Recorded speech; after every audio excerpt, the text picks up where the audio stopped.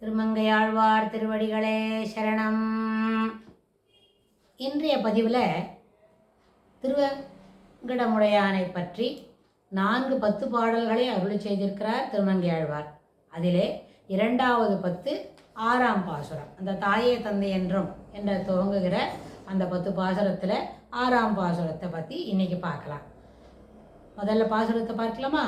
மண்ணாய் நீரறிகால் மஞ்சுளாவும் ஆகாசமுமாம் புன்னாராக்கை தன்னுள் புலம்பி தளர்ந்து தொழிந்தேன் வெண்ணார் நீள் சிகர விரையார் திருவேங்கடவா அண்ணா வந்தடைந்தேன் அடியேனை ஆட்கொண்டருளே. மண்ணாய் நீரறிகால் மஞ்சுளாவும் ஆகாசமுமாம் புன்னார் ஆக்கை தன்னுள் புலம்பி தளர்ந்து தொழிந்தேன் விண்ணார் நீள் சிகர விரையார் திருவேங்கடவா அண்ணா வந்தடைந்தேன் அடியேனை ஆட்கொண்டருளே. இந்த பாசுரத்தில் அன்பய கிரமம் எப்படி பொருள் கூடுறதுக்கு ஆரம்பிக்கலாம் அப்படின்னு சொன்னால், முதல்ல எடுத்தவொடனே எப்படி விண்ணார் நீள் சிகர விரையார் திருவேங்கடவா அண்ணா அப்படின்னு நிறுத்தலாம். முதல்ல எப்படி ஆரம்பிக்கிறார்? விண்ணார் நீள் சிகர விரையார் திருவேங்கடவா.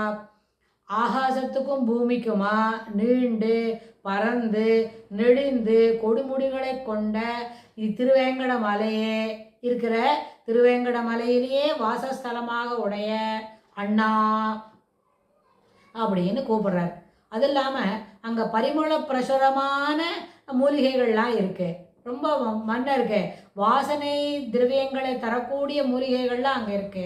அதை தன்னோட வாசஸ்தலமாக விரையார் திருவேங்கடவா, திருவேங்கட மலையில் வாசஸ்தலமாக உடைய திருமலையப்பனே திருவேங்கடமுடையானே அப்படின்னு கூப்பிடுறார். சரி, அடுத்தது முதல்ல என்ன? மண்ணாய் நீரறிகால்.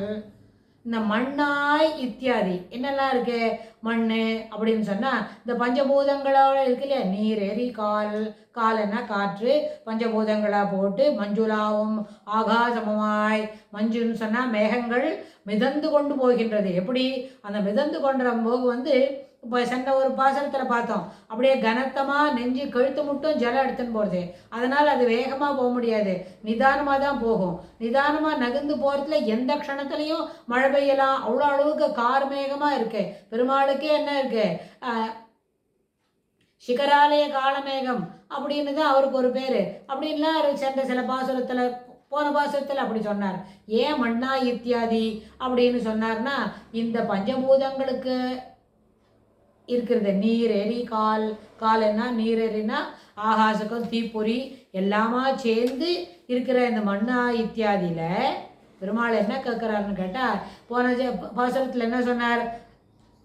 அந்த தாயே தந்தை என்றும் தாரமேகளை மக்கள் என்றும் அப்படின்னு எல்லாமா சொன்னார். அதுக்கு எதிர்த்தட்டு இப்போ என்ன? சில பாசுரத்தில் தாயே தந்தை என்றும், அப்புறம் அப்பா வந்தடைந்தேன், அப்புறம் புத்திர பிதா சம்பந்தம் சொன்னார். இப்போ அதுக்கு எதிர்த்தட்டு என்ன சொல்கிறார்? இப்போ திடீர்னு அண்ணா வந்தடைந்தேன் அண்ணான்னு கூப்பிட்றார். அப்போ என்னாச்சு?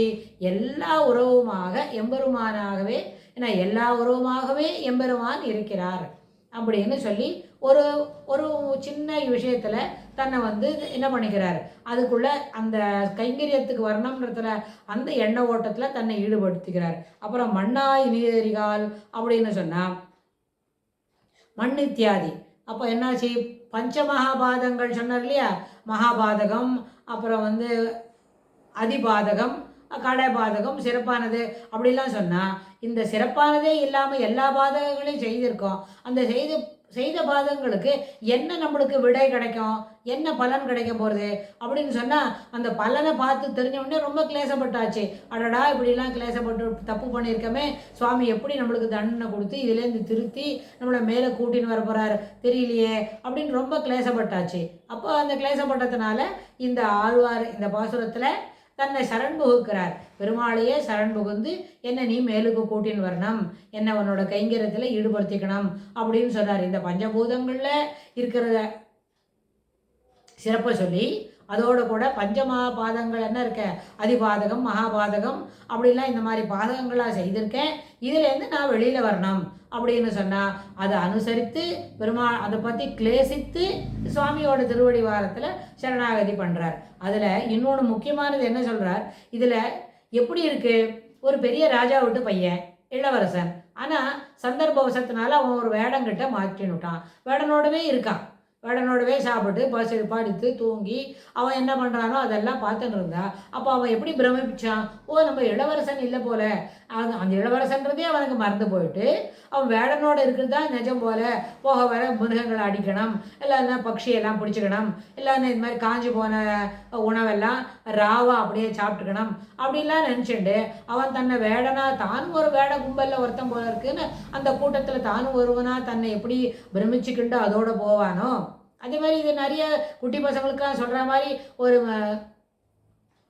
பெரிய காட்டு வனவிலங்குகளுக்கு நடுவில் சாதாரண மாட்டிக்கொண்ட ஒரு ஆடெல்லாம் கூட என்ன நினச்சிக்கோ, தன்னையும் அப்படி போல நினச்சிடும். ஒரு இல்லைன்னா ஒரு ஆடு கூட்டத்தில் மாட்டிட்ட ஒரு சிங்கம் கூட தன்னை ஒரு சாதாரண ஆடாக நினச்சிக்கிட்டு போகும். அப்படின்னா இதெல்லாம் கதைக்கு மட்டும் இல்லை, நிஜமான வாழ்க்கையில் நம்மளுக்கு எப்படி நிதர்சனமாக என்ன கண்ணுக்கு நிதர்சனமாக உண்மையாக கிடைக்கிறதுன்றத ஆழ்வார் எடுத்து சொல்கிறதுக்கு தான். ஒரு வேடன்கிட்ட மாட்டின்ற ஒரு இளவரசன் எப்படி தன்னையும் வேடனா போலவே பிரமிச்சுண்டு அந்த வேலையை செய்துன்னு இருப்பானோ, அதுபோல ஒரு விதமான தோஷமும் இல்லாமல் எல்லா லட்சணங்களும் பொருந்திய ஒரு ஜீவாத்மா என்ன பண்ணுறது, சம்ஸ்பிருஷ்ட வசத்தினால ஒரு சாதாரண சரீரத்தில் மாட்டினுடுது. ஆனால் உண்மையில் ஜீவாத்மா என்னது, பெருமாளோட சேஷத்துவம், பெருமாளோட சரீரத்தில் இது ஒரு துளி. அது இல்லாமல் இதுக்கு எப்போவுமே சுத்த சத்துவமயமான குணாதிசயங்களை கொண்டது. ஆனால் அது அத்தனையும் மறந்துடுத்து. அதனால் என்னாச்சு, ஞானமே கொஞ்சம் கூட அதில் விகசிக்காமல் அது மௌಢ்யமாக இருக்கு. அந்த மௌಢ்யமாக இருந்ததுக்கு என்ன காரணம், இந்த பிருத்திவி சம்பந்தம் தான். தேக சம்பந்தத்தினால இதுக்கு என்னாச்சு, பிருத்திவி சம்பந்தத்தினால இத்தனை விதமான ஒரு மௌಢ்யம் வந்து சேர்ந்துருது. அடுத்தது என்ன செய்யணும், நம்ம இந்த சேஷபூதத்துவத்தை எப்படி அதை மேலுக்கு வரணும் அதெல்லாம் தெரியாமையே பெருமாள்கிட்ட என்ன சொல்கிறது, அது நான் இப்படி மாட்டினுட்டேன் அப்படின்றதே அதுக்கு தெரியல. அது எப்படி பிரமிச்சுட்டு தான் இந்த சரீரம்தான் ஆத்மான்னு நினச்சிட்டு மௌಢ்யமாக இருக்குதோ, பெருமாளுடைய சேஷபூதமான ஆத்மா அதுக்கு எல்லா விதமான ஞானங்களும் சர்வன விலக்ஷணமான லட்சணங்களும் அதுக்கு உண்டுன்னதே மறந்துவிட்டு அந்த ஜீவாத்மா எப்படி மனுவாக இருக்குதோ அதுபோல இந்த தேகத்திலே சம்ஸ்ருஷ்டமான ஒரு விஷயத்தை அது புரிஞ்சுக்கல. அதனால அது என்ன பண்ணுறது, மௌಢ்யமாக இருந்துட்டு தேகமே ஆத்மா, அந்த பெருமாளோட சேர்ந்தவன் நம்ம, அவனுக்கு அடிமை அப்படின்றத அது மனசில் வாங்கலை அப்படின்னு சொல்கிறார். அதனால தான் என்னாச்சு, மண்ணாய் நீரறிகால் அப்படின்னா இந்த பிருத்திவி சம்பந்தம் அந்த ஜீவாத்மாவை ரொம்ப மௌಢ்யமாக ஆக்கித்து அப்படின்னு சொல்கிறார். அடுத்தது வரும்போது அப்பா வந்தடைந்தேன், அண்ணா வந்தடைந்தேன் அப்படின்னு. அப்போ ஒரு விஷயத்துலையும் முதல் பாசுரத்தை தாயே தந்தையே அப்படின்லாம் சொன்னால் எல்லா விதமான உறவாக இருக்கேன்னு அதெல்லாம் மாட்டிண்டு அதுலேருந்து வெளியில் வர தெரியாமல் இப்போ தான் வந்து சேர்ந்தேன்னு சொல்கிறார். சென்ற பாசுரத்தில் அண்ணா வந்தடைந்தேன் அப்படி சொன்னார். இந்த பாசுரத்தில் அப்பா வந்தடைந்தேன் அடியேனை ஆட்கொண்டருளே அப்படின்னு. இத்தனை உறவு முறைக்கு சொன்னதுக்கு எதிர்த்தட்டு என்னது, அப்பா வந்தடைந்தேன் அப்படின்னு சொல்கிறார். அப்பா வந்துவிட்டேன், என்ன சேர்த்துக்கணும் எப்படின்னு கேட்டால், வானளாவ கூடிய நெடுமுடிகள் இருக்கிற ஒரு குட்டி குட்டி சிகரங்கள் இல்லை, பெரிய பெரிய சிகரங்கள்லாம் இருந்தது. அது எப்படி இருக்குது, தேவலோகத்துக்கு வாசஸ்தலம். அங்கே போய் கதவு அந்த முடியல சிகரத்து மேலே ஏறி கதவு திறந்தா வாசஸ்தலம், தேவர்களோட வாசஸ்தலத்துக்கு போகிற மாதிரி இருக்கு. ஆனால் என்ன வாசன திரவியங்களை பிரசுரமாக கொண்ட மலை வாசஸ்தலம் திருவேங்கடம். அந்த திருவேங்கடத்தையே வாசஸ்தலமாக கொண்டிய திருவேங்கடமுடையானே நான் வந்திருக்கேன். இப்போ என்ன செய்யணும்னு கேட்டால், இந்த நித்திய சூரிகளுக்கு கிடைக்கிற மாதிரி ஒரு கைங்கரியம் அடியேனுக்கும் கிடைக்க பண்ண வேண்டும், அடியேனை ஆட்கொண்டருள் அப்படின்னு ரொம்ப மனசில் கிளேசப்பட்டு சுவாமியை அவரோட கைங்கரியத்திலே தன்னை ஈடுபடுத்திக்கணும் அப்படின்னு சுவாமிகிட்ட வேண்டி கேட்டுக்கிறார். இதுக்கு தொடர்புடைய செய்திகள் அடுத்த பாசுரத்தில் ஆழ்வார் என்ன மாதிரி விவரிக்கிறார்ன்றதை பார்க்கலாம். திருமங்கை ஆழ்வார் திருவடிகளே சரணம்.